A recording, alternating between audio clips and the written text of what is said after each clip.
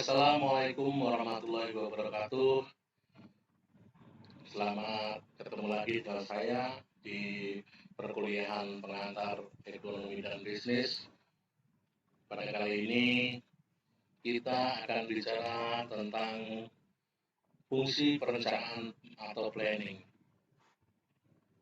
Sebelum kita mulai perkuliahan, marilah kita awali dengan berdoa untuk yang beragama non-muslim. Silakan berdoa menurut agama dan keyakinan Anda. Untuk yang beragama muslim, mari kita membaca basmalah. Bismillahirrahmanirrahim.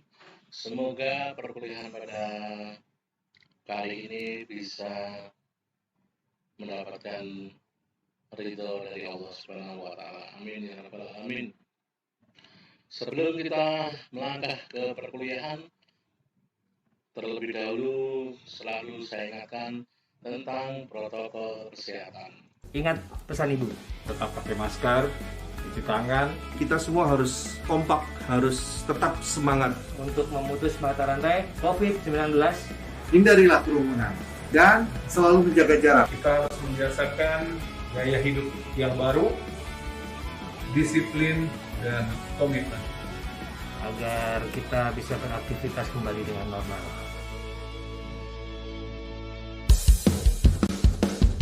Ingat pesan ibu, pakai maskermu, cuci tangan pakai sabun, jangan sampai tertular.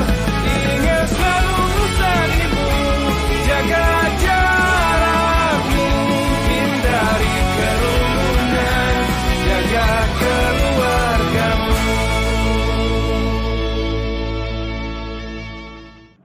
Ya, dengan pesan ibu dari Guru Padi, semoga kita selalu diberikan kesehatan ya, karena kita ini bergerak bersama ya, dengan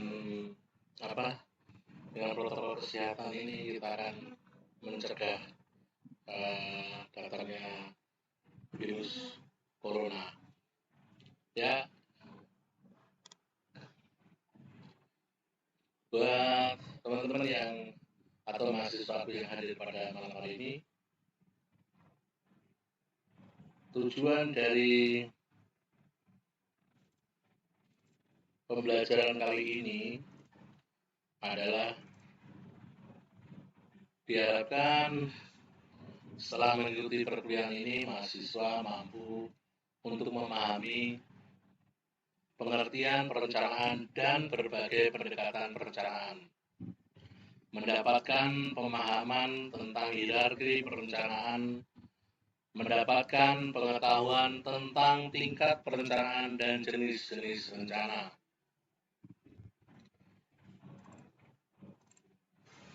Pengertian dan perencanaan berbagai pendekatan perencanaan.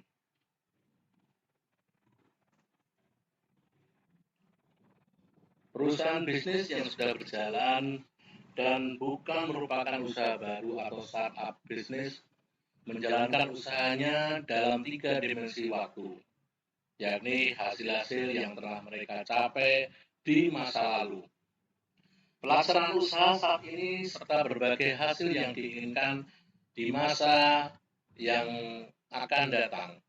Pengusaha menginginkan bisnisnya dapat mengalami pertumbuhan baik dari sisi keuntungan, profit maupun skala perusahaan. Motivasi untuk tumbuh telah mendorong berbagai perusahaan melakukan diversifikasi ke bidang usaha lain.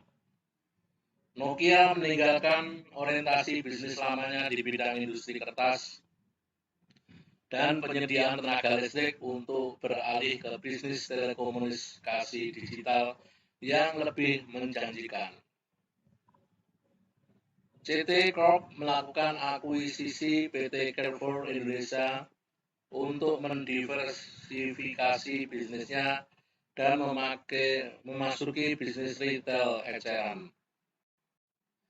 Lahan yang masih terbuka untuk mengejar pertumbuhan usaha hanya ada pada dimensi waktu saat ini dan sebagian di masa yang akan datang.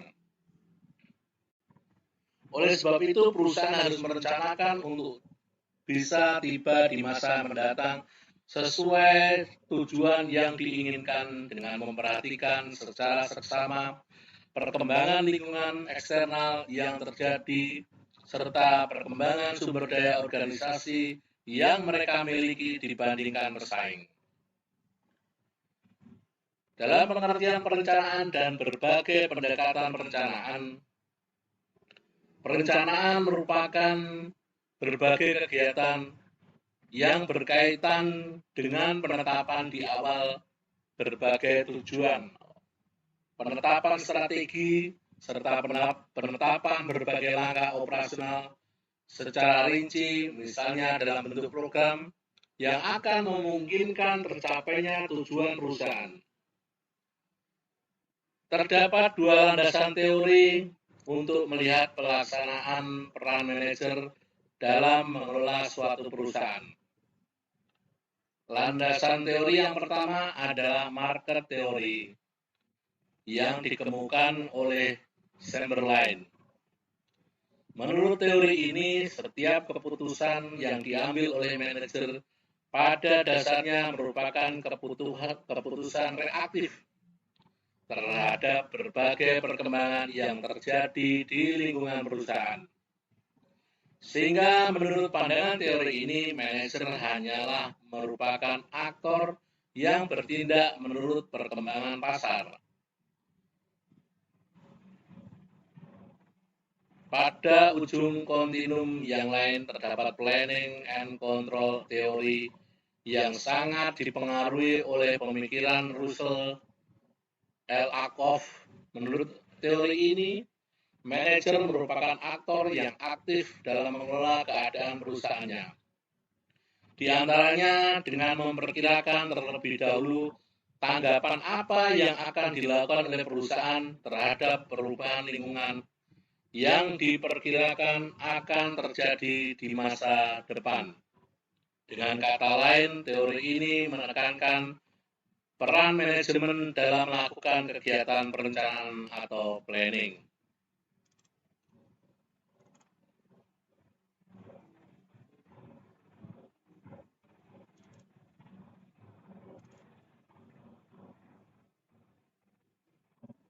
Pada kenyataannya, manajer melaksanakan perannya sebagai manajer di antara kedua ujung ekstrim teori tersebut. Pada satu waktu, perusahaan dihadapkan pada situasi yang didominasi oleh berbagai variabel yang tidak dapat dikendalikan manajemen perusahaan. Sehingga situasi tersebut sangat dominan dalam menentukan nasib perusahaan. Tetapi di sisi lain, pada saat kondisi perekonomian berjalan normal, manajemen yang kompeten berusaha untuk mengendalikan lingkungannya dengan mencari dan menciptakan lingkungan perusahaan yang kondusif bagi pengembangan usaha, sehingga dalam hal ini penerapan, perencanaan, dan pengendalian akan berjalan secara efektif.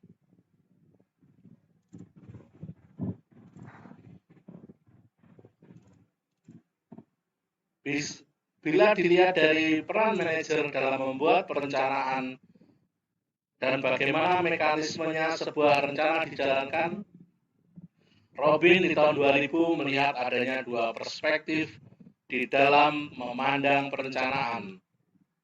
Di satu sisi terdapat pandangan yang dinamakan planning mode, di mana dalam pandangan ini manajer dianggap sebagai seorang pemikir reflektif yang akan menetapkan rencana terlebih dahulu untuk kemudian diterapkan dalam kegiatan organisasi perusahaan. Planning mode mengasumsikan adanya jeda waktu antara rencana yang dibuat dengan pelaksanaan atau implementasi rencana tersebut. Pada sisi lain, cara pandang yang disebut evolutionary mode menurut pandangan kelompok ini, manajer bukanlah semata-mata sebagai pemikir yang reflektif, tetapi pada berbagai kesempatan, manajer merupakan pemikir yang reaktif. Kita akan bicara tentang hierarki perencanaan. Kegiatan perencanaan mencakup di dalamnya kegiatan-kegiatan yang berkaitan dengan proses penetapan tujuan dan aktivitas-aktivitas yang berkaitan dengan pembuatan strategi. Tujuan-tujuan yang ditetapkan oleh perusahaan selanjutnya dibagi-bagi tingkatannya sesuai dengan jangka waktu perencanaan serta para pengambil keputusan untuk mencapai tujuan-tujuan tersebut. Berdasarkan pemahaman ini, tujuan perusahaan selanjutnya dibagi menjadi visi, misi, tujuan, dan sasaran. Seperti halnya tujuan, proses pembuatan strategi perusahaan juga dibagi dalam berbagai tingkatan, yakni strategi, kebijakan, program, kegiatan, dan anggaran. Kons menggambarkan perencanaan sebagai sebuah hierarki yang mencakup visi, misi, tujuan, sasaran, strategi, kebijakan, prosedur, aturan, program, dan anggaran. Sedangkan Allen menambahkan peramalan atau forecasting sebagai salah satu unsur perencanaan. Visi. Apakah yang dinamakan visi? Ya, pernyataan visi dibuat oleh perusahaan terutama untuk menjawab pertanyaan what will our business be? Atau pertanyaan what do we want to become?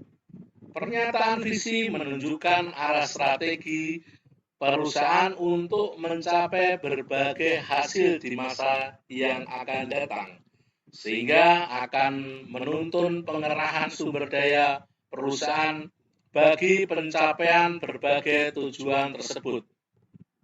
Visi yang dibuat oleh perusahaan memiliki kaitan yang sangat erat dengan misi perusahaan. Dalam arti arah strategis yang dinyatakan di dalam visi masih berada dalam lingkup usaha yang dijalankan oleh perusahaan. Sebagai contoh, visi perusahaan Microsoft dirumuskan sebagai berikut. A computer on every desk and in every home, running on Microsoft software, with a strong commitment to internet-related technologies that expand the power and reach of the PC and its user. Apa yang dimaksud dengan misi? Misi atau purpose mission. Menurut Peter Drucker menyatakan misi suatu perusahaan sangat dibutuhkan untuk menjawab pertanyaan what business are we in? Dalam kaitan ini, setiap perusahaan melakukan aktivitas bisnis sesuai dengan tujuan pendirian bisnis perusahaan itu sendiri. Sebagai contoh, misi dari perusahaan minyak seperti Exxon adalah untuk mencari minyak, memproduksi dan memasarkan bahan bakar minyak, serta berbagai produk berbasis bahan bakar lainnya, mulai dari minyak diesel sampai kepada bahan kimia. Dengan demikian, apabila tiba-tiba Exxon bergerak dalam bidang perbankan, maka bisnis baru Exxon tersebut tidaklah sesuai dengan misi perusahaan yang selama ini dijalankan. Tujuan atau goals. Tujuan adalah hasil akhir yang ingin dicapai pada akhir masa perencanaan dalam jangka waktu pencapaian 1 tahun atau lebih. Tujuan merupakan penjabaran lebih lanjut dari visi dan misi dengan durasi waktu pencapaian yang lebih pendek.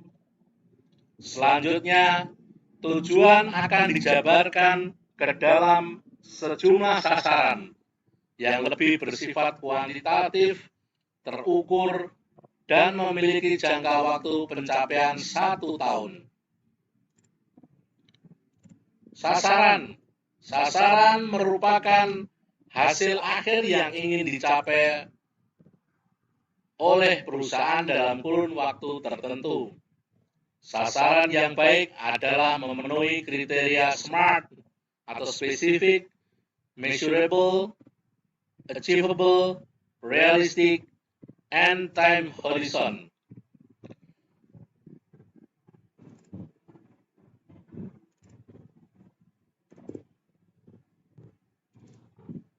Spesifik artinya dalam setiap butir sasaran hanya mengandung satu hasil akhir yang diharapkan perusahaan. Kemudian measurable atau dapat diukur, artinya sasaran yang ingin dicapai dinyatakan secara kuantitatif, misalnya dengan kalimat meningkatkan pendapatan penjualan tahun ini sebesar 40% lebih tinggi dibandingkan pendapatan penjualan tahun yang lalu. Kemudian achievable atau dapat dicapai. Artinya sasaran yang ditetapkan dapat dicapai dengan upaya yang dilakukan oleh sumber daya manusia perusahaan. Realistik. Artinya sasaran yang akan dicapai memang berkaitan secara langsung dengan misi dan tujuan yang saat ini tengah dirumuskan oleh perusahaan. Time horizon atau jangka waktu, artinya sasaran yang akan dicapai harus memiliki jangka waktu pencapaian yang jelas. Menurut Stoner, setidaknya terdapat 4 alasan sasaran yang sangat diperlukan oleh suatu perusahaan. Sasaran akan memberikan arah bagi perusahaan.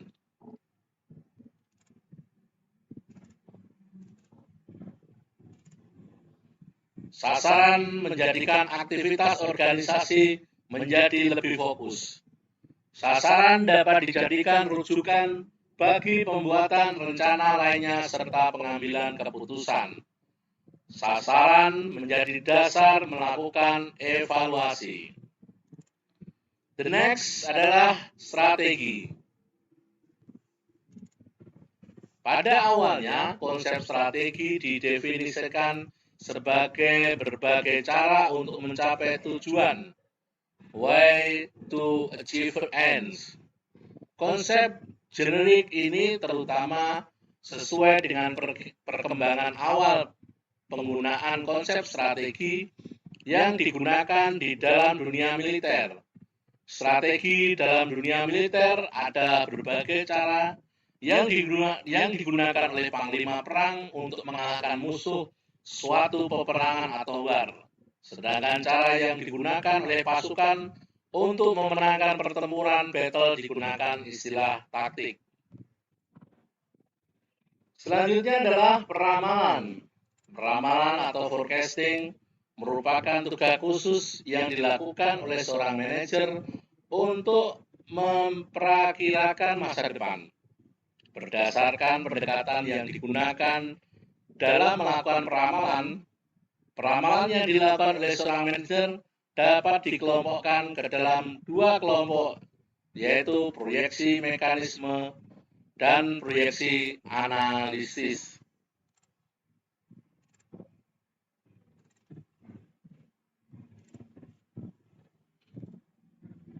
Proyeksi mekanis, manajer berasumsi bahwa masa depan merupakan kesinambungan yang tidak terputus dari masa lalu, sehingga manajer dapat mengekstrapolasikan masa depan yang akan datang berdasarkan data-data historis. Salah satu contoh penggunaan peramalan dalam menggunakan pendekatan proyeksi mekanis adalah peramalan penjualan dengan menggunakan perhitungan tren.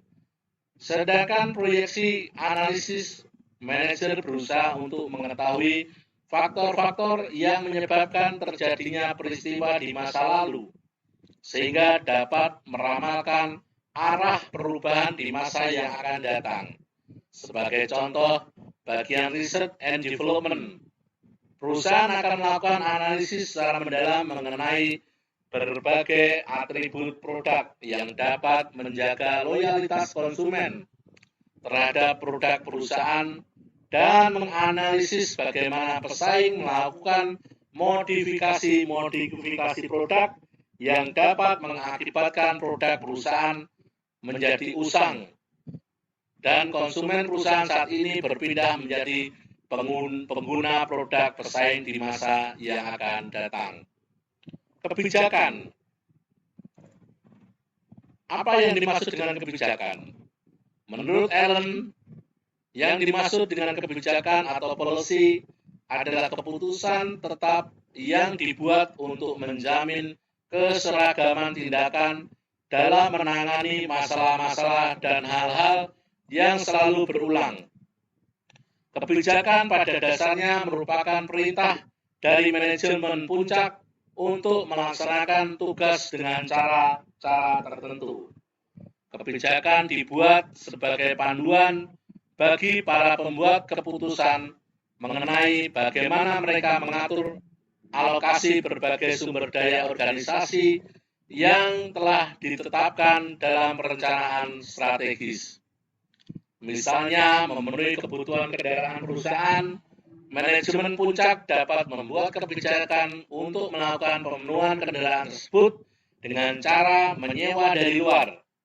Contoh lain kebijakan misalnya dengan menyangkut penggantian lowongan kerja dengan mendahulukan pemenuhan lowongan kerja tersebut dari dalam perusahaan sendiri.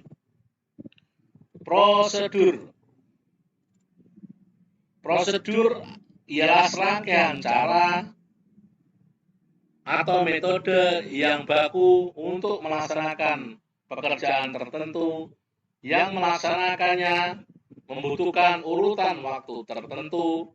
Sebagai contoh, penyusunan laporan keuangan membutuhkan prosedur yang baku, mulai dari jurnal, posting, sampai penyusunan laporan keuangan, baik secara neraca, laporan laba rugi, maupun laporan perubahan modal. Prosedur sangat berguna untuk mengurangi sejumlah keputusan rutin dengan menetapkan terlebih dahulu cara melakukan pekerjaan yang selalu berulang. Sebagai contoh, perusahaan yang melakukan operasi di berbagai cabang harus menetapkan prosedur akuntansi yang sama guna memungkinkan kantor pusat melakukan pembuatan laporan keuangan secara seragam. Next adalah tentang peraturan atau rules. Ya, peraturan atau rules merupakan keputusan tiap yang diterapkan pada masalah-masalah dan hal-hal yang berulang-ulang tanpa memerhatikan urut-urutan waktu tertentu. Tidak seperti halnya prosedur yang memiliki urutan-urutan waktu. Misalnya peraturan perusahaan yang melarang karyawan merokok di ruang kerja tidak memiliki urutan-urutan waktu. Seringkali prosedur memuat di dalamnya berbagai peraturan yang baku sehingga tidak mungkin ditafsirkan lain oleh pelaksana pekerjaan. Misalnya, berdasarkan Standard Operation Procedure atau SOP, seorang kolektor harus menyerahkan hasil tagihan ke bagian keuangan pada hari yang sama. Prosedur ini berisi aturan yang jelas bahwa uang setoran tersebut tidak boleh dibawa menginap oleh kolektor walau 1 malam saja. Ya, jadi kayak penyanyi dangdut ya, 1 malam saja tidak boleh dibawa pulang ya. Kemudian next adalah program. Program merupakan serangkaian kegiatan yang memiliki urutan dan durasi waktu tertentu yang dilakukan oleh perusahaan untuk mencapai tujuan dan strategi yang telah diterapkan. Program merupakan penjabaran lebih lanjut dari strategi ke dalam satuan waktu. Misalnya, untuk menunjang strategi pengembangan pasar, dalam matrik ENSOF, perusahaan dapat merencanakan program peluncuran produk, di mana program peluncuran produk harus ditunjang oleh kesiapan bauran pemasaran, seperti kesiapan kegiatan logistik, distribusi, dan promosi. Selanjutnya adalah tentang anggaran atau budget. Merupakan penerjemahan tujuan, strategi, dan program ke dalam satuan numerik, baik dalam bentuk satuan uang maupun dalam bentuk satuan angka. Misalnya tujuan perusahaan untuk meningkatkan penjualan lebih besar dibandingkan penjualan tahun yang lalu, dinyatakan dalam anggaran berupa anggaran penjualan produk baik dalam satuan unit maupun rupiah. Target penjualan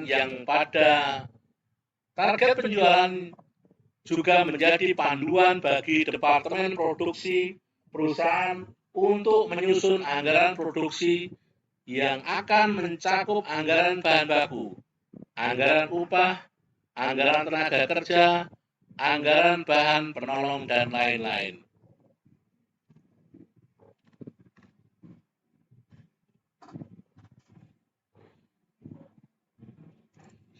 Terakhir kita akan bicara masalah analisis SWOT.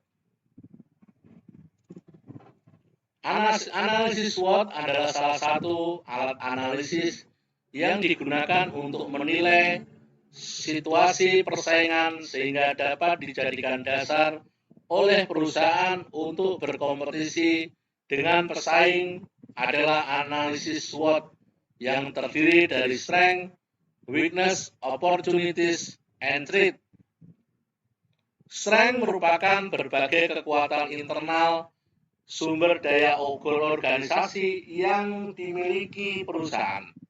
Dalam hal ini, sumber daya perusahaan atau organisasi dikatakan menjadi kekuatan bagi perusahaan bila kualitas sumber daya organisasi lebih baik atau minimal sama dengan pesaingnya. Misalnya, salah satu kekuatan yang dimiliki oleh PT Indofood Sukses Makmur adalah kesinambungan pasokan tepung terigu untuk industri mie dari PT Bogasari. Kemudian setelah strength adalah weakness. Ya, setelah strength adalah weakness. Weakness merupakan kelemahan internal sumber daya organisasi yang dimiliki oleh perusahaan dibandingkan dengan pesaing. Contohnya adalah Shampoo Beauty yang berkompetisi melakukan iklan secara intensif dengan produk-produk Unilever seperti Sunsilk dan dalam jangka panjang. Terakhir adalah opportunities. Yang ketiga adalah opportunities, merupakan berbagai kondisi maupun tren positif yang terdapat di lingkungan pasar. Perusahaan yang dapat dieksploitasi oleh perusahaan untuk menciptakan keunggulan, bersaing, maupun keuntungan atau profit.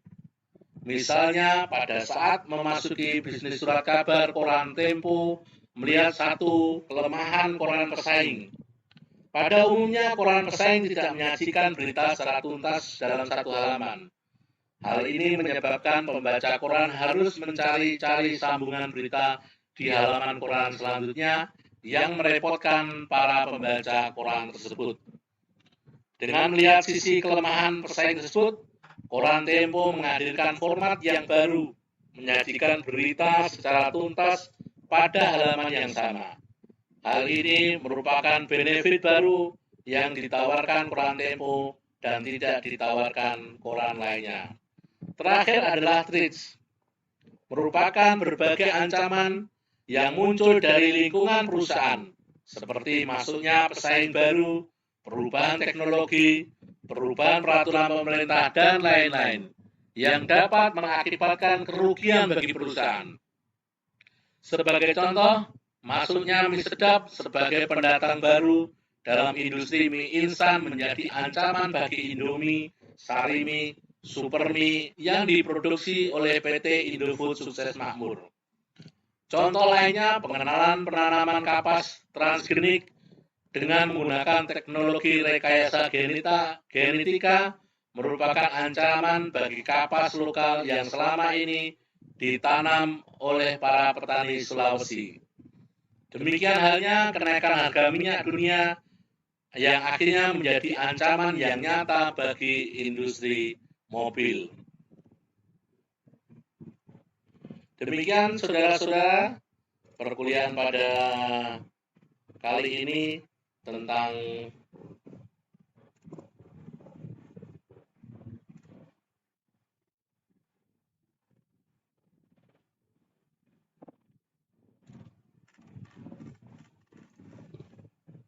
kita bicara di bab 10 ya, tentang fungsi perencanaan atau planning. Demikian kita akhiri dengan membaca hamdalah bersama-sama. Alhamdulillahirrahmanirrahim. Bagi yang beragama non-muslim, silakan Anda berdoa menurut agama dan keyakinan Anda. Terima kasih. Sampai jumpa lagi di pertemuan yang akan datang. Wassalamualaikum warahmatullahi wabarakatuh.